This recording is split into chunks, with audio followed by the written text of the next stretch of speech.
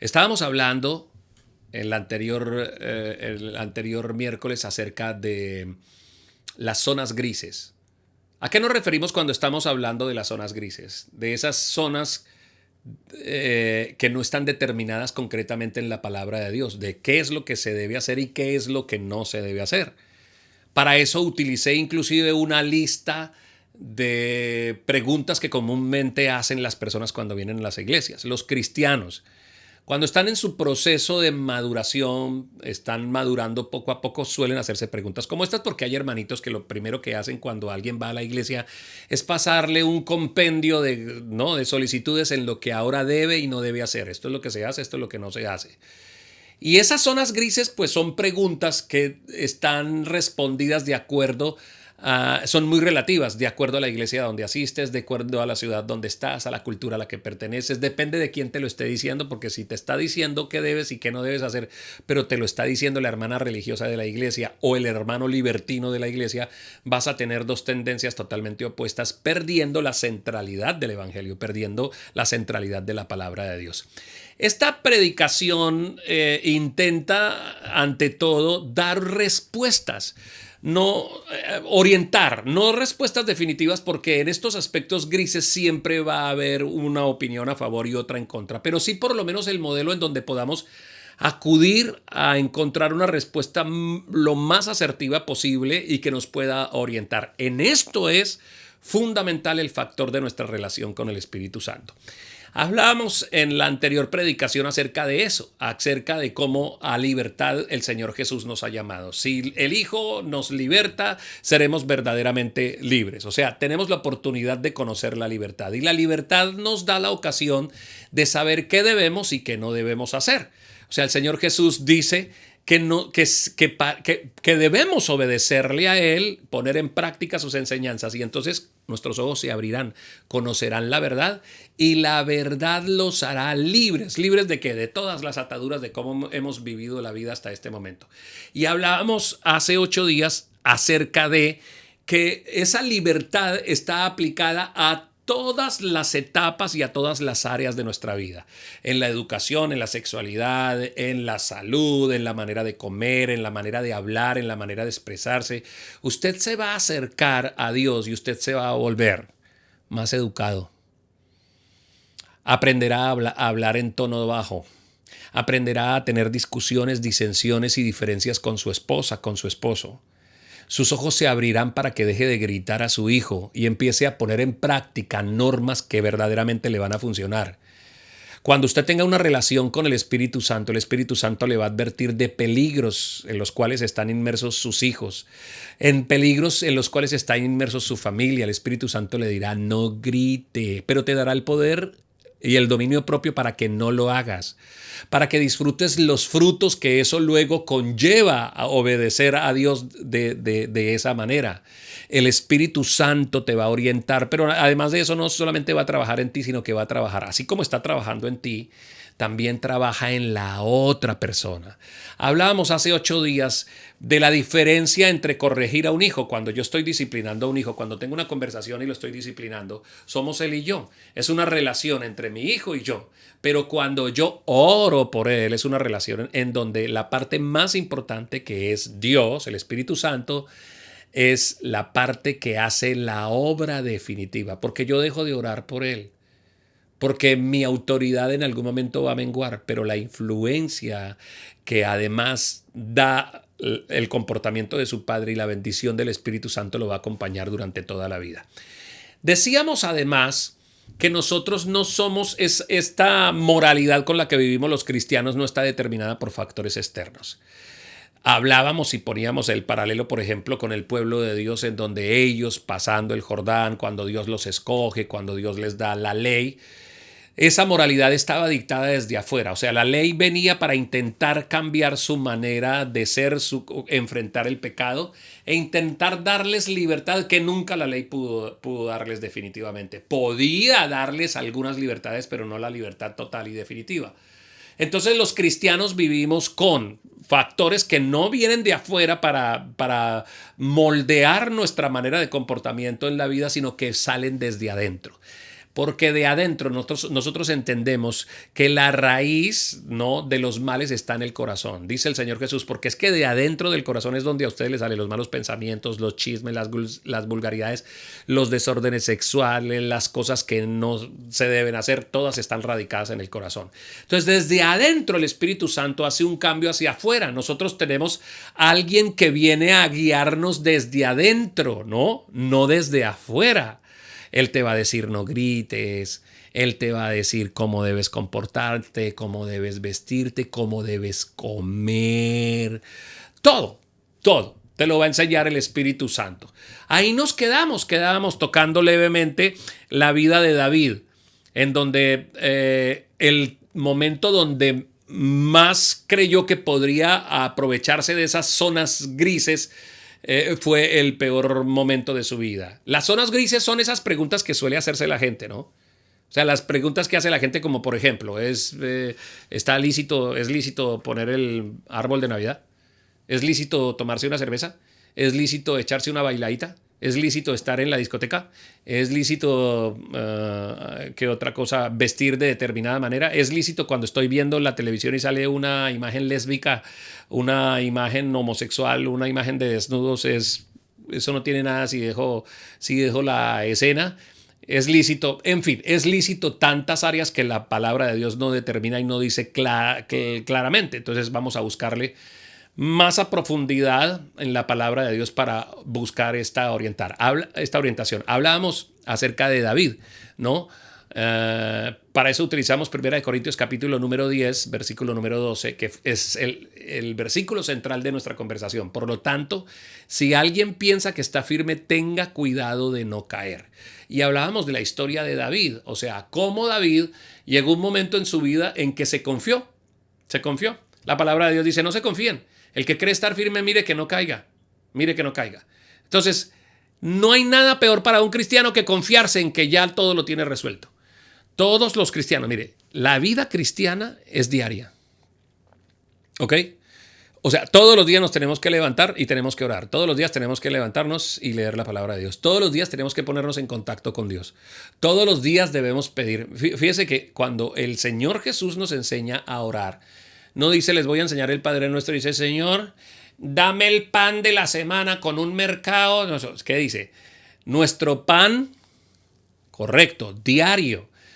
Nuestro pan nuestro de cada día. O sea, usted se levanta y pide por el pan de hoy. Y luego mañana se levanta y pide por el pan de mañana. O sea, el pan de hoy. No dice, oro de una vez por toda la semana. Usted todos los días se levanta, tiene comunicación con Dios, tiene contacto con Dios, pone sus alabanzas, alaba a Dios y en todo momento. Primera de Tesalonicenses 5:17 creo que es que dice, orad sin cesar, estar orando en todo tiempo en comunicación con Dios. ¿Vio?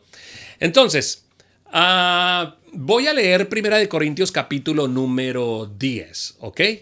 El apóstol Pablo le habla a la iglesia de Corinto porque la iglesia de Corinto tenía estas mismas preguntas que usted se está haciendo. Estas preguntas de ¿será bueno sí? ¿Será bueno si esto no? ¿Si esto? Y le estaba pasando esto, que la iglesia de Corinto estaba empezando a participar en certámenes, en fiestas, en cultos, y empezaron a haber desórdenes al interior de esa iglesia. El apóstol Pablo entonces les escribe una carta y empieza a recordarles, cuidado con la laxitud con la que usted quiera vivir la vida, cuidado con la libertad, con relajarse, con creer que la vida cristiana no es un continuo luchar y estar en contacto con Dios, sino los corintios empezaron a ver que no era ni tan malo, o sea, poco a poco fueron coqueteando hasta que empezaron a caer en desórdenes sexuales. El apóstol Pablo tiene que decir, mire, por allá hay uno que se está acostando con la madrastra, en fin, estaban haciendo cosas verdaderamente complicadas. Entonces leo, 1 Corintios capítulo número 10, dice, no quiero que desconozcan, hermanos, que nuestros antepasados estuvieron todos bajo la nube y que todos atravesaron el mar. Para Pablo ponerle un ejemplo a la iglesia de Corinto y decirle, ok, vamos a recordar muy bien qué hizo Dios con su pueblo, ok. Miren lo que les pasó por estar haciendo cosas que ustedes están haciendo. O sea, no se la tomen tan a la ligera, sino que lean la historia y se van a dar cuenta que esto no nos va a salir barato. Versículo número 2 del capítulo número 10 de Primera de Corintios. Dice, todos ellos fueron bautizados en la nube y en el mar para unirse a Moisés. Todos también comieron el mismo alimento espiritual y tomaron la misma bebida espiritual, pues bebían de la roca espiritual que los acompañaba y la roca era Cristo. Sin embargo, la mayoría de ellos no agradaron a Dios y sus cuerpos quedaron tendidos en el desierto. O sea, él dice, él hizo exactamente lo que ha hecho con ustedes, con la iglesia de Corinto. Bueno, vamos a trasladarla a nuestros tiempos, ¿sí? Él con nosotros. Casarroca Bucaramanga hace exactamente lo mismo que hizo con la iglesia de Corinto, lo mismo que hizo con el pueblo de Dios. Que los sacó de Egipto, dice. Es que los sacó. Todos los cristianos tenemos una historia de un lugar desde donde Dios nos sacó. O sea, a mí Dios me sacó del desorden sexual, me sacó de la irresponsabilidad económica, de las borracheras, me sacó de una vida licenciosa, me sacó de una vida de pereza, me sacó... Mi Egipto se llama muchas de esas situaciones. ¿Cuál es tu Egipto? ¿De dónde vienes? ¿Ok? Entonces Pablo les tiene que decir a los corintios, mire lo que hizo Dios, les dio de comer, los mantuvo sobre una nube, los llevó por el desierto, todo eso lo hizo. Creo que usted, igual que yo, podríamos contar cosas como estas. Me sacó de una historia de una familia disfuncional, de una mala relación con mis hijos, con mi esposa, me sacó de esto, enumerar, ese es mi Egipto. Pero ahora en el versículo número 5 dice, sin embargo, la mayoría de ellos no agradaron a Dios y sus cuerpos quedaron tendidos en el desierto. Dios dice, mire, por hacer cosas como las que nosotros hacemos, ellos se acarrearon muerte. Versículo 6, todo esto sucedió para servirnos de ejemplo.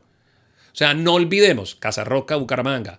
Así como Pablo se lo decía a Corinto, entonces uno dice, Casarroca, Bucaramanga, no se le olvide que todo eso les sucedió para que nos sirviera de ejemplo. O sea, no solamente que pasó, sino que alguien lo documentó para que usted hoy en día, junto conmigo, lo leamos y aprendamos. Dice, a fin de que no nos apasionemos por lo malo, como lo hicieron ellos.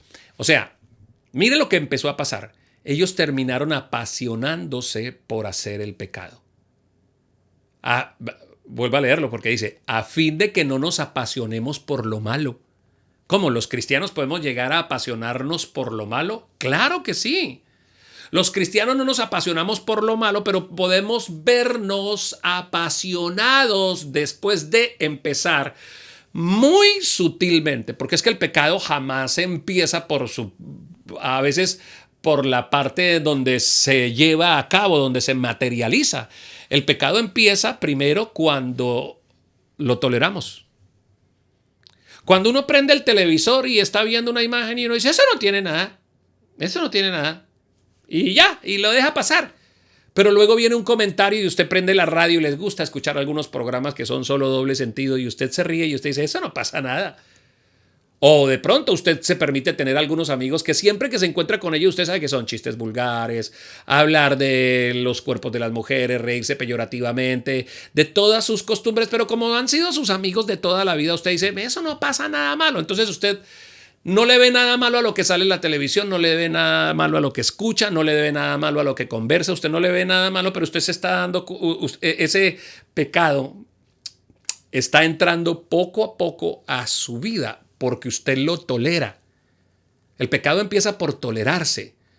Uno en esa etapa empieza a pensar cosas como estas. Bueno, pero es que el que dijo la vulgaridad fue mi amigo, el brazo de yuca. El de la esquina, ese, pero eso yo casi con él no así, o sea, poquito. Eso, pues sí, el hombre tiene la costumbre pero eso yo no participo en eso. Bueno, pero eso fue ahí una imagen, como eso duró como 1 minuto y solo eran 2 mujeres que estaban en una relación íntima y eso no duró mucho y yo le bajé el volumen y miré para otro lado. Bueno, pues sí, pues la canción sí dice que solo es un reggaetón. A la hora le van a poner problema a un reggaetón. Entonces empieza, suma un poquito por acá, suma un poquito por acá, suma un poquito por acá, por acá, por acá. Y en la sumatoria de cosas llega un momento en donde de tolerable se pasa a aceptable. O sea, lo aceptas. Ya empiezas a pensar cosas como estas. Pues el Chuy tiene derecho a decirse a sus vulgaridades y a esto. Y pues la otra, cada quien que viva su vida y usted empieza a tolerarlo, a aceptarlo, a hacerlo parte de su vida. Ya no siente la diferencia cuando los demás están hablando. en formas que no convienen prestar el oído. Ya de pronto usted acepta un poquito más a la tía chismosa, ya de pronto pues usted, aparte de eso, pues ya empieza a congeniar también con eso, ¿no? Ya usted se hace parte del chisme. Ya de pronto no le baja el volumen, sino que le sube el volumen o busca otra serie donde hayan más desnudos. Usted ya lo busca en el celular, ya lo busca en el computador, usted ya lo hace parte de su conversación. Usted se dio cuenta que antes no hablaba de esa manera con su esposa, pero últimamente todas las conversaciones son rebajándola, humillándola, poquito a poquito, ¿no?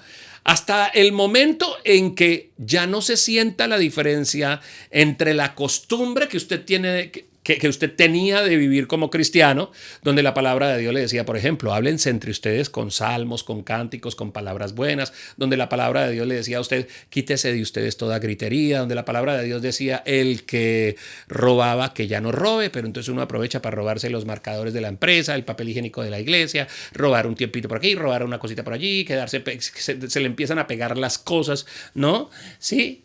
Entonces empezamos a congeniar con el pecado, luego cometemos el pecado, estamos en el pecado, y el pecado siempre va a tener esta clase de conversación con nosotros, ¿no? Los vicios tienen, ¿sabían ustedes que los vicios conversan con nosotros?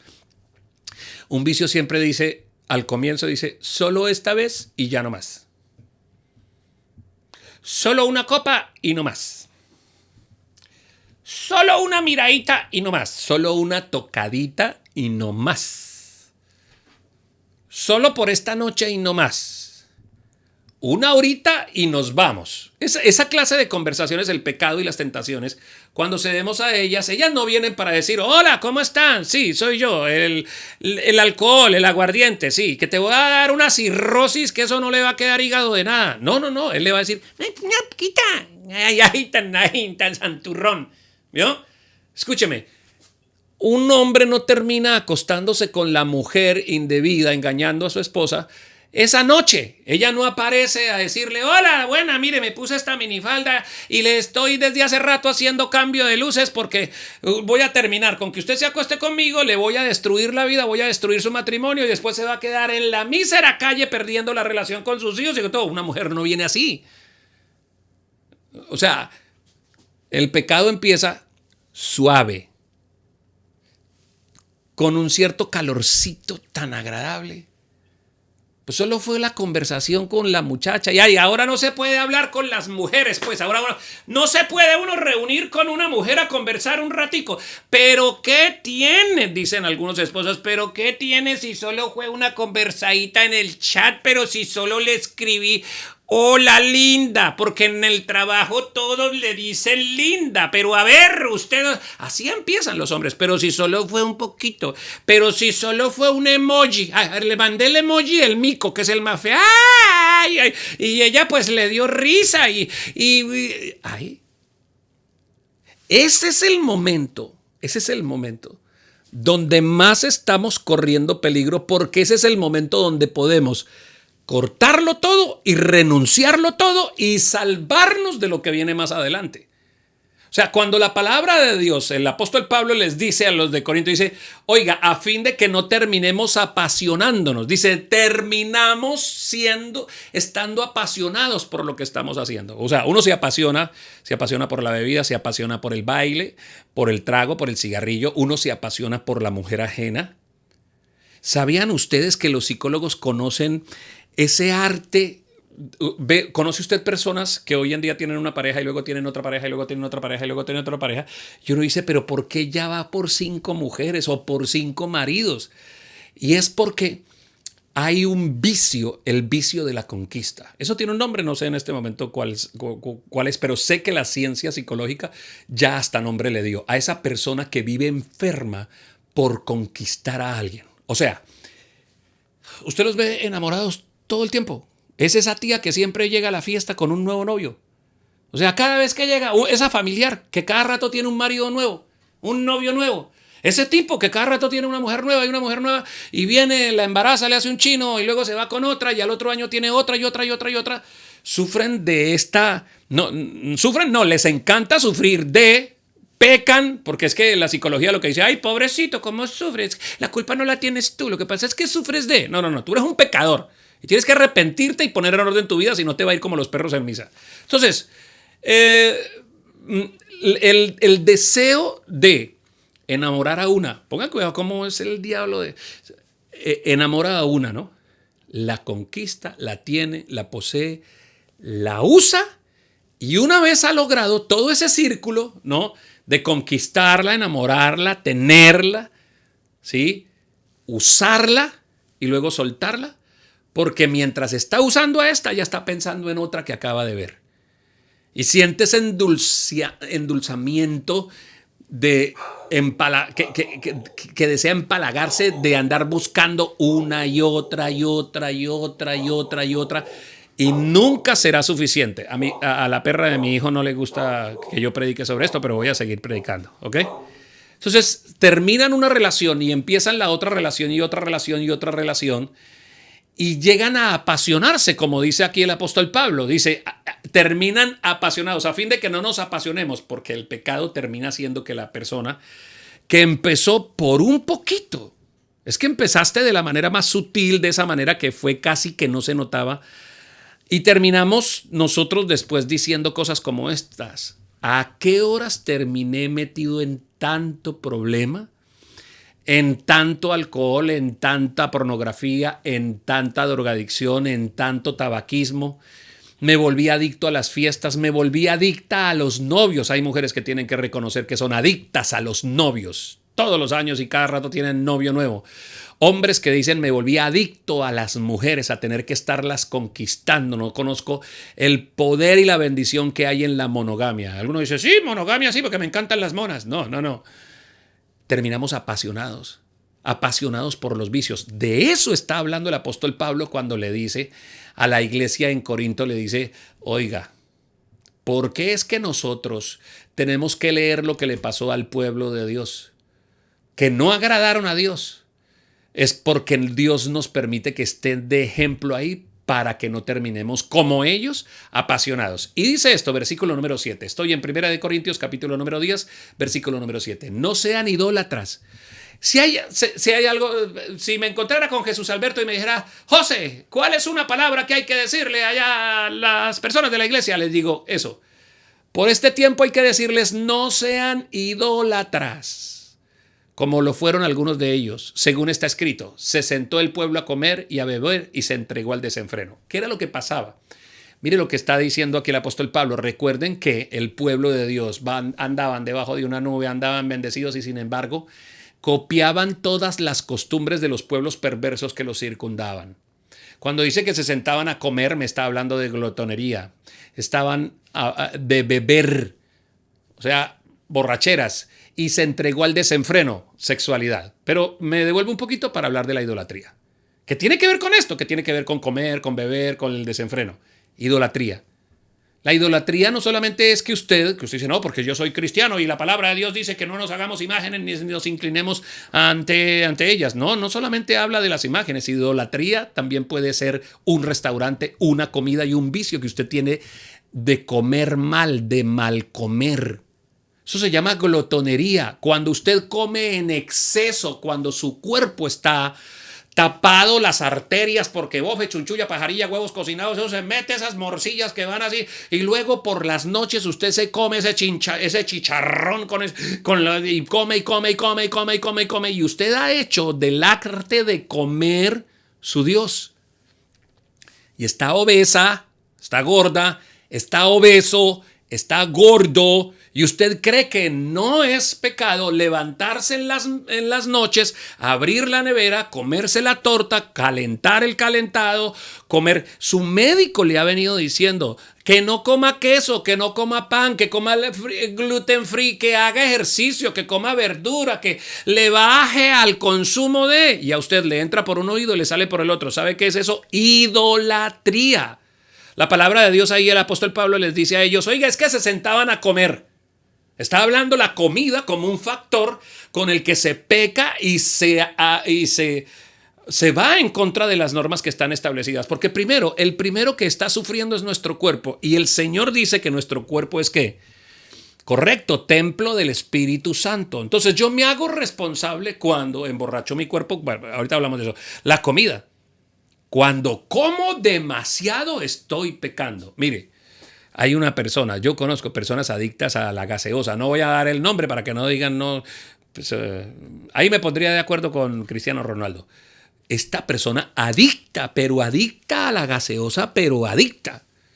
Y tiene problemas al caminar, tiene problemas a esto, pero cada vez que puede, se toma la gaseosa.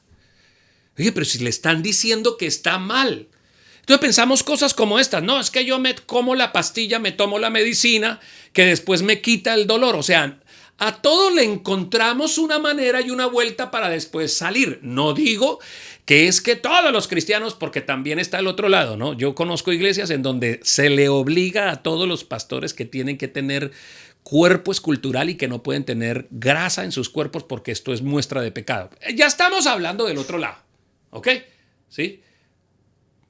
Coma bien, disfrute las comidas, pero usted sabe, no hay una medida específica para los cuerpos. Cada cuerpo tiene su medida específica, pero usted sabe que si usted come determinada comida le da grieras. ¿Para qué la come? O sea, de mí se aterran porque yo como mucho ají, soy muy bueno para comer ají, Dios mío. Yo enchilo a los mexicanos, les gano, me voy a México y me los como toreados así. Parece que tuviera la boca enladrillada. Tengo un ají así, que me lo regaló mi hija, con la puntita de un palillito. Porque medio la toca y usted a lo que le ponga con eso ya pringó usted toda la comida. Y ahí le doy, me encanta, no me hace daño. Pero conozco otras personas que se comen un poquito y eso ya les da problema de colon, problema de eso, porque cada organismo es distinto. Hay cosas que, por ejemplo, yo me tomo un jugo de maracuyá y no me cae bien, me da como agrieras y eso, pues, no sé si hay intolerancia. Yo sé qué me cae bien y qué me cae mal. Algunos se toman una copa de vino y les sube la tensión, otros se toman una copa de vino y les baja la tensión. A mí el vino me llama la atención. No, mentiras, eso era un chiste. Pero entonces el uno toma y se descompresiona, el otro toma y se compresiona y el otro. Cada cuerpo reacciona de una manera distinta. Por eso el mismo apóstol Pablo dice, cuando ustedes coman, háganlo con un acto de confianza, de conciencia.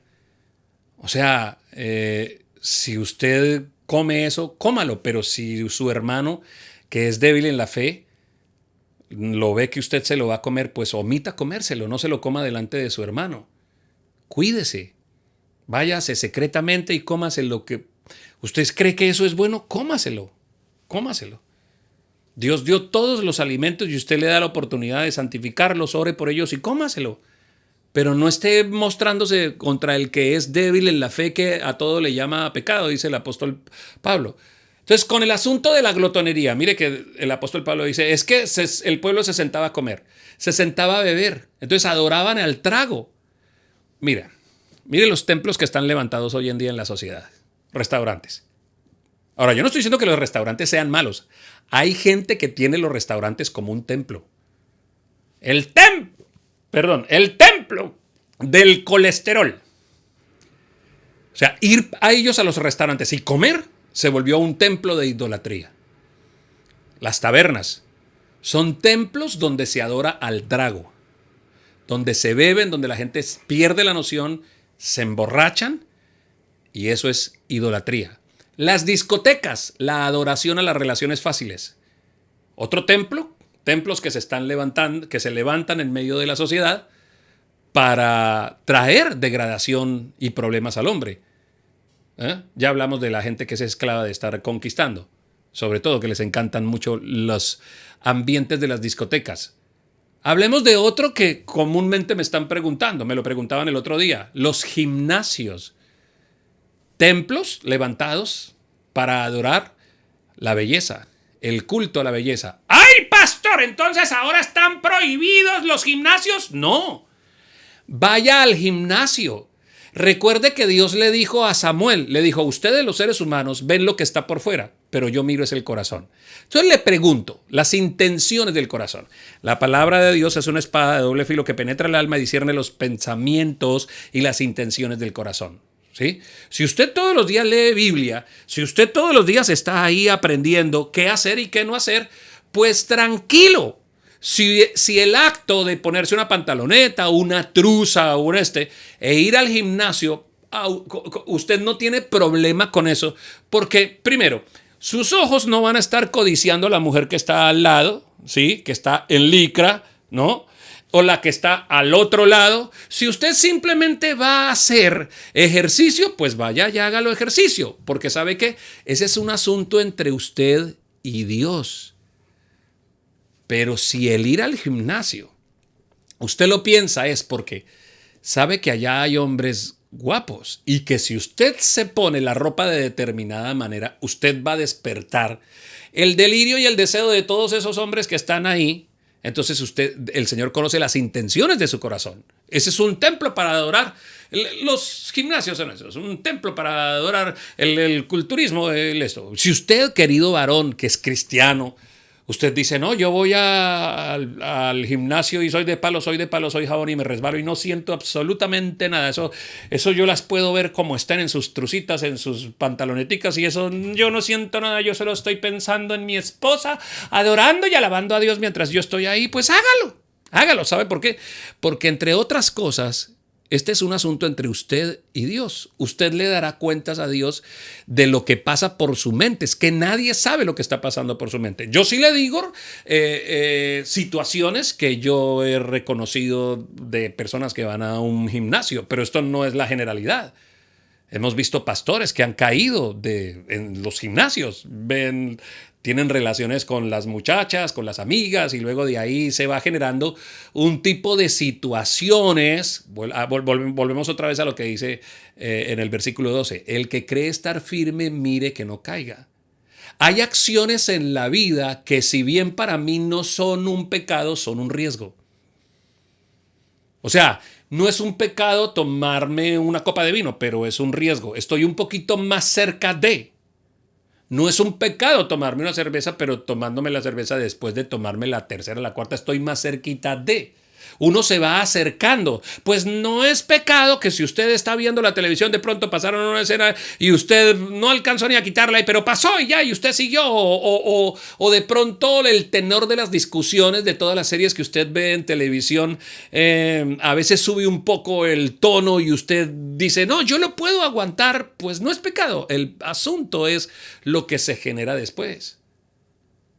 Llamemos también si el Señor nos dice que no seamos idólatras, llamemos también cuántas personas le dan idolatría a las salas de belleza. Lugares en donde, qué bueno que existan, escúcheme, es bueno que existan los restaurantes, las tabernas, las discotecas, los gimnasios, las salas de belleza y los puestos de trabajo. Claro que sí, pero cada cosa de su debida manera, en su debida forma y a su debido tiempo. ¿Entiende? Porque hay personas que son esclavas de la sala de belleza. Esclavas de su aspecto físico, de las operaciones, de las extensiones, de las uñas, quieren ante todo rendirle culto a su propia imagen. Póngase bonita, vaya a la sala de belleza, que le hagan un corte, que le hagan los rayitos, póngase linda, porque también está el otro extremo en donde eso es pecado, no se puede ni pintar, ni se puede poner, ni se puede hacer, ni se puede hacer. Entonces tiene usted esos dos rieles ahí. Pero usted obre en conciencia. ¿Qué le dice el Espíritu Santo? ¿Qué te dice el Espíritu Santo cuando te pones el escote? ¿Qué te dice el Espíritu Santo cuando te pones el pantalón apretado? Cuando sales en short por el barrio. ¿Qué te dice? ¿Qué te dice? ¿Cómo se siente tu esposo? Pensemos, o sea, nuestra relación con Dios nos da la oportunidad de detenernos y decir, ¿y tú qué piensas de esto, Señor? Entonces, inclusive el trabajo. Nuestros puestos de trabajo, nuestros trabajos, nuestros proyectos pueden llegar a ser una idolatría. Cualquier cosa que esté puesta por encima de Dios. El trabajo, sí. A veces trabajamos en exceso. Nos levantamos y estamos trabajando. Son las 12 de la noche y todavía estamos trabajando. Cuando deberíamos estar con nuestras esposas, estamos trabajando. Cuando deberíamos pasar tiempo con nuestros hijos, estamos trabajando. Todo el tiempo trabajando. Y voy un poquito más allá, inclusive el trabajo para Dios. Hacemos del trabajo para Dios nuestro Dios. O sea, Dios no es la prioridad que nosotros tenemos, sino el trabajo que hacemos para Dios. Usted ve ahí en ese ítem, ¿no? Imbuidos a muchos pastores que terminan trabajando porque hay que hacerle casa y templos, grandes templos a Dios y el ministerio. Yo conozco, o sea, me ha tocado en México una vez un pastor tenía una relación totalmente rota, resquebrajada con su hija, porque el día que su hija se graduaba como abogada, él se fue para un concierto de Benny Hill. O sea, prefirió ir donde Benny Hill que ir a la graduación de su hija. Y eso fue algo que su hija duró mucho tiempo, y en una predicación que yo estuve allí, Dios tuvo la oportunidad, o sea, yo tuve la oportunidad de ver cómo pudieron sanarse esas heridas que habían ahí durante mucho, mucho tiempo. ¿Qué es eso? Levantar un ministerio, o sea, el servicio a Dios por encima de las cosas que Dios quiere que nosotros hagamos. Eso es idolatría. Entonces, el apóstol Pablo dice, oiga, mire, no hagamos eso que hicieron ellos, que terminaron apasionándose por el pecado y levantando la idolatría. Idolatría de comer, beber y de entregarse al desenfreno. O sea, no cometamos, versículo número 8, inmoralidad sexual como algunos lo hicieron por lo que en un solo día perecieron 23,000. Tampoco pongamos a prueba al Señor como lo hicieron algunos y murieron víctimas de las serpientes. Miren todo lo que el apóstol Pablo les está recordando a la iglesia de Corinto. Dice, ni murmuren contra Dios, como lo hicieron algunos y sucumbieron a manos del ángel destructor. ¿Sabe qué hacía el pueblo de Dios? ¡Es otra vez el maná! Pero es que ¿por qué nos sacó de Egipto si allá comíamos holladas de comida y allá estábamos bien? Y murmuraban y murmuraban y murmuraban. Y el apóstol Pablo le dice, usted acuérdese qué le pasó a toda esa gente que se la pasaba murmurando contra Dios. Este versículo es como para ponérselo a leer a todas esas personas que son una cajita de silbidos y de ruidos y de chillidos a Dios. Todo el tiempo usted los escucha quejándose. Pero es que mire cómo me tocó esta esposa, pero es que este país, pero es que aquí nada sirve, pero es que yo no sé qué le pasa a Dios conmigo, pero es que. Y es un continuo quejarse y llorar. Nada les sirve, nada les funciona, todo está pervertido, todo eso. Eso es murmuración contra Dios, porque Dios a usted le dio vida. Porque Cristo le quiere dar vida y vida en abundancia. Levántese, vea la vida con otra óptica, con otra lente. Disfrute la comida, disfrute todo es saber. Yo conozco unos así cerquita mío, Dios mío, no digo en qué familia, pero Dios mío, es que dulces aves negras, que eso, todo es malo, todo es perverso, nada funciona, todo está pervertido. Murmuración. Dicen, y murmuren contra Dios como lo hicieron algunos y sucumbieron a manos del ángel destructor. Versículo 11. Todo esto les sucedió para servir de ejemplo y quedó escrito para advertencia nuestra, pues a nosotros nos ha llegado el fin de los tiempos. Versículo 12, que es el centro de nuestra predicación. Por lo tanto, si alguien piensa que está firme, tenga cuidado de no caer. O sea, aquí qué es lo que dice él. Mire, tengan cuidado de vivir una vida de tal manera, corriéndose a los límites, ¿sí? Uno dice, esto está permitido, eso no hay ningún problema. Tenga cuidado cuando usted deje de verle los problemas a lo que problemas son. Tenga cuidado cuando usted deje de verle los defectos a los asuntos defectuosos de la vida. Tenga cuidado cuando usted deje de ver el pecado en lo que está el pecado, en lo que verdaderamente es pecado. No se confíe, no se levante y diga, yo he escuchado a parejas a las que uno le está diciendo, oiga, tengan cuidado porque es que si ustedes siguen viviendo como están viviendo, pueden terminar separándose. ¡Ay, separándonos nosotros! Pero si es que nosotros... Cuando usted se confía matrimonialmente, está en riesgo. Lo que les decía el otro día en la predicación, cuando nada pasa, todo pasa. Uno habla con las parejas y les dice, ¿cómo van? ¡Bien, nosotros ya llevamos como 6 meses que eso no peleamos ni nos decimos nada, eso nos entendemos a las 1000 maravillas. Y uno dice, no, espéreme. Cuando nada pasa, todo pasa. Alguno de los dos debe ser que ya anuló al otro. Porque cuando hay una sola opinión y cuando... O sea, yo conozco matrimonios que no tienen problemas de nada, sí, pero es que uno solo es el que está decidiendo. Eso hace años no tenemos complicaciones. Claro, si la que manda es ella. El otro dice la última palabra. Bueno, mi amor, como usted diga. Así como no. No se trata de cuántos años nosotros estamos viviendo ni cuántos problemas nos estamos ahorrando. Esto se trata de verdaderamente si estamos creciendo como matrimonio, como familia.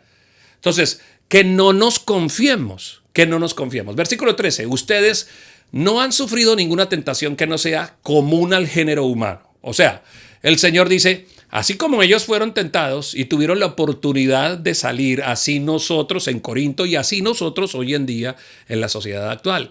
Pero Dios es fiel. Mire esta centralidad que nos da la palabra de Dios y la paz y el descanso que nos da. Dice, pero Dios es fiel y no permitirá que ustedes sean tentados más allá de lo que puedan aguantar. Aquí lo que el apóstol Pablo nos dice, bueno, el Señor, bajo la inspiración del Espíritu Santo mediante Pablo, dice, hey, cuando usted sea tentado, Dios ha permitido esa tentación en su vida, pero Dios no permite que llegue a su vida una tentación que no sea más fuerte que su capacidad de aguantarla. A la luz de ese versículo uno dice, si pequé fue porque se me dio la gana pecar. A la luz de ese versículo significa que usted se había podido quedarse callada, señora, pero usted decidió pegarle el grito a su hijo y pecar. Usted decidió pegarle el grito a su marido, usted decidió pecar. A la luz de esa terminamos haciendo cosas malas, perversas, hipócritas, sucias, cochinas, como quiera llamarla, como quiera bautizar a su pecado hoy. Si lo cometimos fue porque teníamos oportunidad de correr y no corrimos. Teníamos oportunidad de aguantar y teníamos vía de solución y no lo solucionamos. Entonces nos hacemos responsables. Nadie puede decir es que terminé pecando. Hay muchas iglesias que piensan de esta manera. Se le metió el Satanás y en ese momento cuando se me metió el Satanás, o sea, todo es Satanás. Yo digo que Satanás a veces dirá, pero ¿por qué me echa la culpa a mí de todo? Yo ni iba pasando. Hay personas a las que el diablo dice, yo ese ni lo toco porque ese se mata solo. Pero todos le echamos la culpa al diablo. Es que el diablo, es que se me metió el diablo, se me metió el Satanás, es que se me metió. No. Vamos a decirnos la verdad. Esta es la diferencia con la que nosotros, una de las grandes diferencias con las que nosotros tenemos con las ciencias médicas que tratan la psiquis, el comportamiento humano, ¿no? Que buscan a ver a quién le echan la culpa del pecado del ser humano. Los cristianos simplemente le decimos, usted es un pecador. El problema radica en usted, el problema está en usted, el problema lo tiene que solucionar usted y el problema, después de solucionarlo, usted lo puede disfrutar. Si yo pequé fue porque yo quería pecar. Porque juntamente con la tentación y con la dificultad, Dios me dio la salida. ¿Vio? Entonces, en ese orden de ideas, como uno sabe que va a ser responsable de lo que decida, entonces decidamos bien. ¿Qué está permitido y qué no está permitido? Primera de Corintios capítulo número 6, versículo número 12. Primera de Corintios capítulo 6, versículo número 12. Todo me está permitido. ¿Sí? ¿Puedo meterme la media botella de embellecedor? Sí. ¿Puedo verme la película donde está el lesbianismo, homosexualismo, las estas y verme unas películas subidas de tono? Sí, está permitido. Es que ¿quién le va a decir que no? ¿Puedo echarle los perros a la vecina y pues vaya? ¿Puedo pegarme la tragada por la noche de la paila? O esa paila así, Dios mío, de pasta con arroz y papa, ¿no? Pasta, arroz y papa que le baje el aceite por aquí la comisura y usted esté tragando y frítame un huevo y antes échale eso. Pues sí, cómalo. ¿Quién le va a decir que no? El que quiere pecar busca el pecado. ¿O no? Todo me está permitido, pero ojo. El apóstol dice, pero no dejaré que nada me domine. ¿Vio? O sea, ahí es donde empieza a sernos responsable. Usted puede hacerlo, pero tenga cuidado en el momento en que lo esté dominando. Hablemos de los altares de los que estamos hablando atrás. No me dejaré dominar de tantas visitas al restaurante y a la comida y a saltar la nevera. No me dejaré dominar de la glotonería. Dominar es como una buena noche ahora para que usted diga, esta noche una frutica y me voy a dormir. Porque me estoy dejando dominar que a la 1 de la mañana me bajo y me pego esas tragadas y después tengo problemas de salud. Podría hacerlo, podría volver a fritarme el huevito y hacerme mi paila de papa, arroz, yuca y todo eso y metérmelo como siempre. Sí, va a ser difícil. Sí va a ser difícil dejar de hacerlo, pero lo tengo que hacer porque me está dominando y necesito no dejarme dominar. Seguiré aceptando las invitaciones a las tabernas. Alguien me puede decir, a ver, pastor, yo voy a la iglesia, pero yo cuando voy a la taberna, pues estoy ahí compartiendo con los amigos. Yo me tomo un Sprite y me hago en el rincón de la mesa y yo no participo en nada. Y digo, ¿para qué va? ¿Para qué va? O sea, es que no quiero perder a mis amigos. Ok, entonces usted se va a dejar dominar de la situación o va a empezar a dominar la situación. Acuérdese que cuando el Señor hace al ser humano lo pone en el Edén y le dice para que administre, para que domine. Nosotros hemos sido creados para dominar las situaciones, pero cuando llega el pecado hace que las situaciones nos dominan a nosotros. Se cambia, ¿no? Entonces, empiezo a terminar. Todo me es lícito, todo me está permitido, pero no todo me conviene. Es bueno ver las series de Netflix donde hayan desnudos, imágenes sexuales explícitas. Hay cosas que se tienen que abandonar. Cuesta abandonarlas, sí, pero hay cosas que ya uno no sabe si cancelar más bien esta situación. Ya uno dice, es que todo está hoy en día tan sexualmente contaminado por todo lado con una serie de mensajes que terminan pervirtiendo la mente no solo de nosotros como adultos, nuestros jóvenes, todos. Estamos en inminente peligro. Entonces, termino con esto. Haciendo referencia nuevamente a lo que le pasó a David. ¿Cuál fue el peor enemigo de David? Imagínense que Dios le decía a David que podía ganar la guerra. Él no había ido a enfrentar la guerra y ya la guerra Dios le decía que le iba a ganar. ¿Ok? Yo he entregado en tu mano a los filisteos. O sea, ya no había... O sea, David daba por descontado la victoria porque ya Dios se le había dicho. Y él salía, enfrentaba sus batallas, pero hubo un momento en que se acostumbró a que como Dios ya le daba por descontada la victoria, dice la palabra de Dios, en el tiempo en que los reyes salen a la guerra, David se quedó durmiendo. ¿Cuándo fue el peor momento en la vida de David? Cuando se confió, cuando dio por descontado. ¿Ok?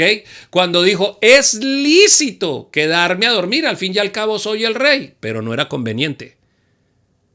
O sea, hay cosas que usted a nivel de sociedad puede hacer. ¿Puedo ir a la fiesta del trabajo? Pues vaya, disfrútela. En el momento en que la fiesta de su trabajo se salga de caudal, váyase, huya. Porque aunque está permitido que usted permanezca, pues no es conveniente. Siempre hay que hacernos esa pregunta. Hijo, ¿es conveniente?